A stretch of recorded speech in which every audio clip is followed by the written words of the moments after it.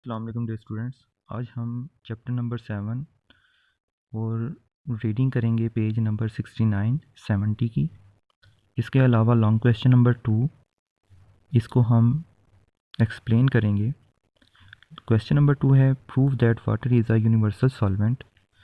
ये साबित करना है कि वाटर जो है यूनिवर्सल सॉल्वेंट है, यानी कि पानी जो है हर चीज़ को अपने अंदर डिज़ोल्व कर लेता है। इसका मतलब है कि वाटर जो है वो यूनिवर्सल सॉल्वेंट है, ये हमने साबित करना है।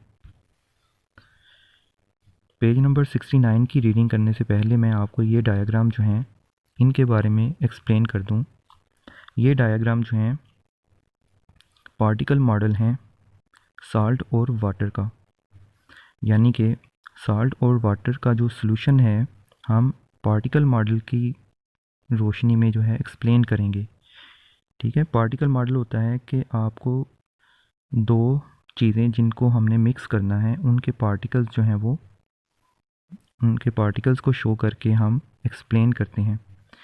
यहाँ ब्लू पार्टिकल्स जो हैं, ब्लू रंग के जो पार्टिकल्स हैं ये सॉल्वेंट पार्टिकल्स हैं, यानी कि वाटर के पार्टिकल्स हैं। इसके अलावा जो रेड पार्टिकल्स आपको दिखाई दे रहे हैं ये सॉल्यूट पार्टिकल हैं, सॉल्यूट और सॉल्वेंट।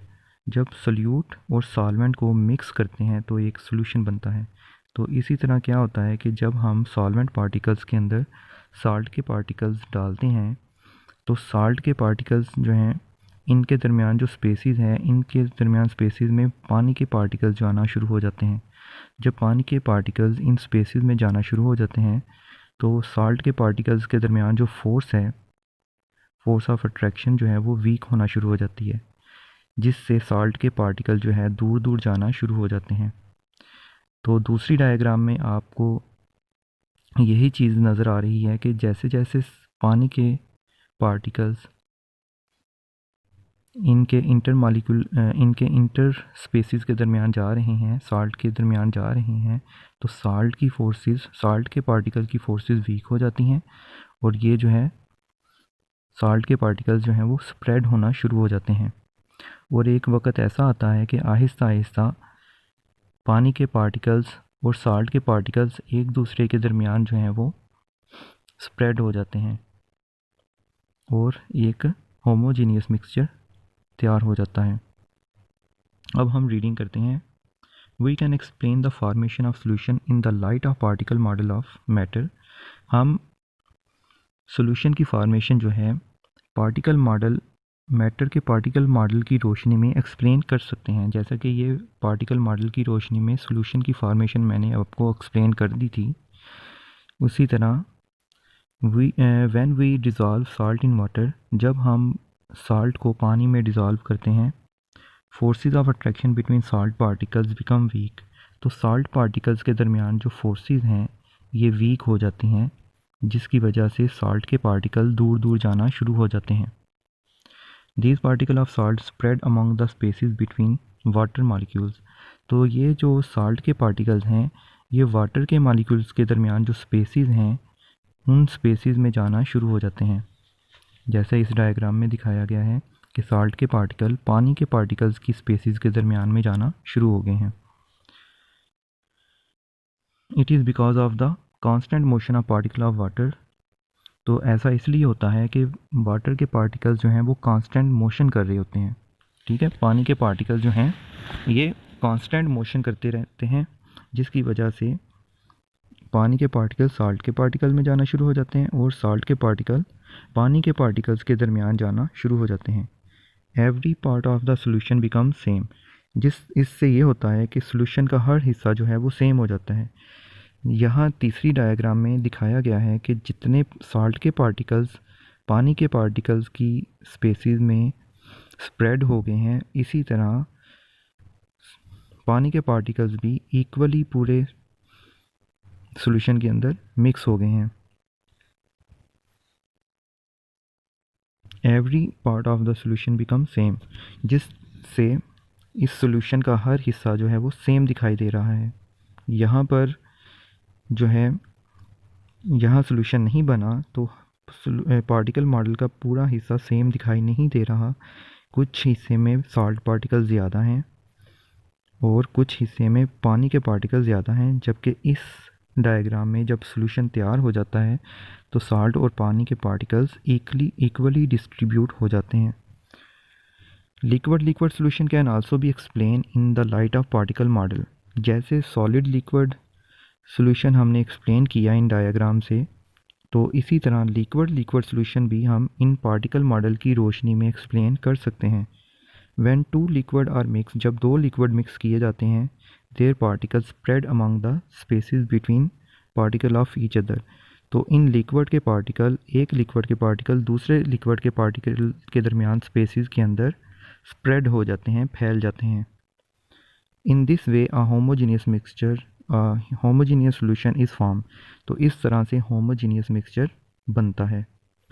फॉर एग्ज़ाम्पल, मिसाल के तौर पे लेमन जूस जो कि लिक्विड है, मेक सॉल्यूशन विद वाटर, जो पानी लिक्विड के साथ सॉल्यूशन बना लेता है।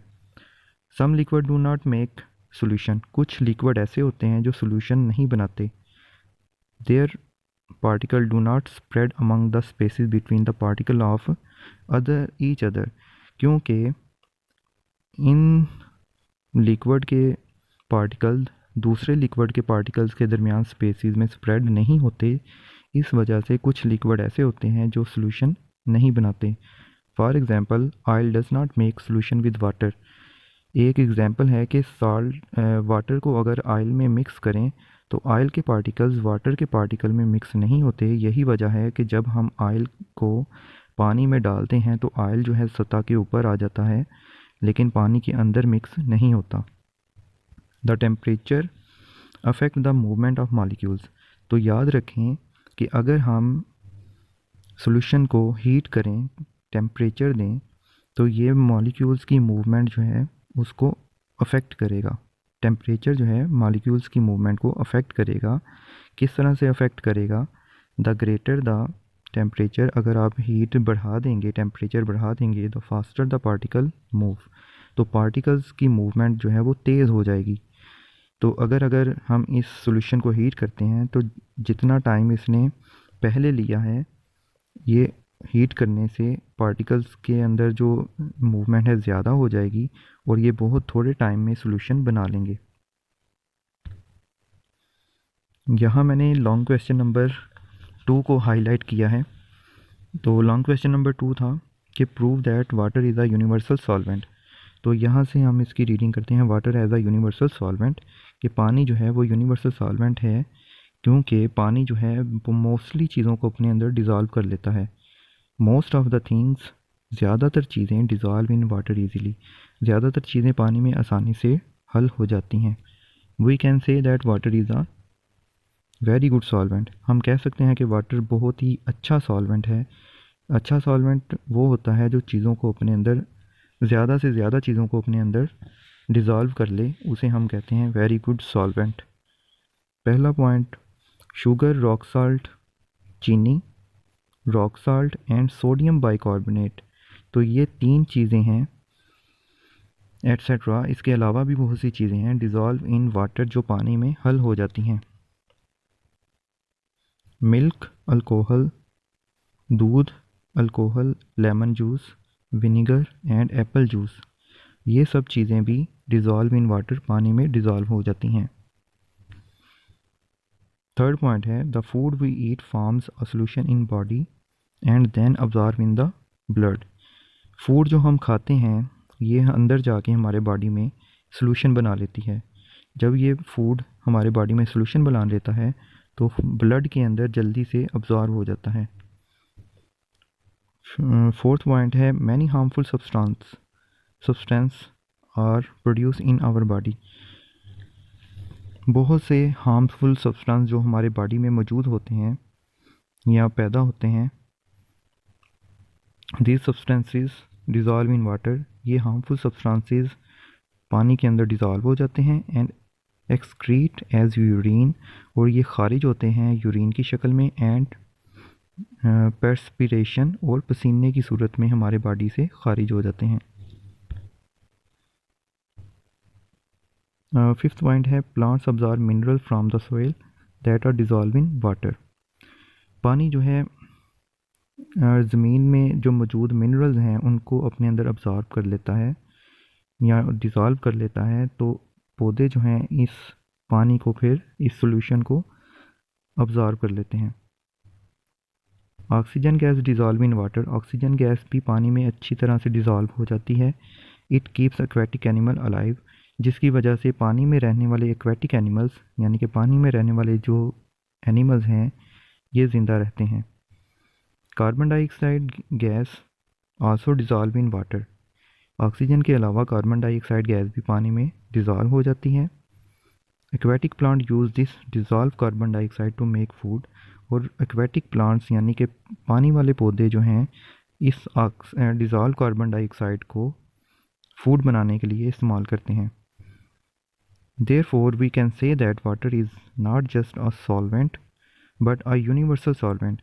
इसीलिए हम कह सकते हैं कि पानी सिर्फ सॉल्वेंट ही नहीं बल्कि यूनिवर्सल सॉल्वेंट है, क्योंकि ये बहुत सारी चीज़ों को अपने अंदर हल कर लेता है, डिज़ोल्व कर लेता है। यहाँ एक एक्टिविटी है 7.1। इस एक्टिविटी को हम करने के लिए क्या करेंगे, you will need 6 glass tumbler, आपको 6 शीशे के गिलास की ज़रूरत है। टम्बलर का मतलब होता है गिलास। पानी की ज़रूरत है, टेबल साल्ट नमक की ज़रूरत है, शुगर चीनी की ज़रूरत है, सोडियम बाइकार्बोनेट मीठा सोडा जिसे कहते हैं, lemon juice, carrot juice, milk. तो ये सारी चीज़ें आपने लेनी है। प्रोसीजर क्या है कि take water in all 6 glass tumbler, इन शीशे के गिलास के अंदर आपने पानी ले लेना है। Dissolve the above given things, आपने ऊपर जितनी भी चीज़ें दी हुई हैं इनको आपने पानी के अंदर डिज़ोल्व कर लेना है, हर गिलास के अंदर। 1 इन ईच ग्लास टम्बलर, हर चीज़ एक एक चीज़ को एक एक गिलास टम्बलर में डाल देना है। All the given things dissolve in water, तो ये तमाम जो दी हुई चीज़ें हैं, sodium carbonate, table salt, sugar, ये सारी की सारी जो हैं पानी के अंदर डिज़ोल्व हो जाएंगी, जिससे ये साबित होगा कि पानी जो है यूनिवर्सल सॉल्वेंट है, वो हर चीज़ को अपने अंदर डिज़ोल्व कर लेता है। लास्ट हमारा पॉइंट है, टॉपिक है dilute and concentrated solution. Dilute solution क्या होता है और कंसनट्रेटेड सॉल्यूशन क्या होता है। डिल्यूट का मतलब होता है पतला सॉल्यूशन एंड कंसनट्रेटेड सॉल्यूशन का मतलब होता है गाढ़ा सॉल्यूशन। तो कुछ सॉल्यूशन पतले भी होते हैं, कुछ सॉल्यूशन गाढ़े भी होते हैं। यानी कि अगर मैं इस गिलास की बात करूं, अगर इस पानी के गिलास में अगर मैं 1 चम्मच पेप्सी की बोतल फ़र्ज़ करो कि मैं डाल देता हूँ 1 चम्मच, तो आप देखेंगे कि इसका कलर कुछ और है। जबकि अगर मैं इसमें 2 चम्मच पेप्सी बोतल डाल देता हूँ तो ये ज़्यादा गाढ़ा हो जाता है। इसी तरह अगर इसमें 3 चम्मच डाल देता हूँ तो ये उससे भी ज़्यादा गाढ़ा हो जाता है। और इसी तरह अगर मैं इसमें 4 चम्मच डाल देता हूँ तो ये सबसे गाढ़ा सॉल्यूशन बन जाता है। तो जितना आप वो इसके अंदर सॉल्यूट डालते जाएंगे ये उतना ही गाढ़ा होता जाएगा।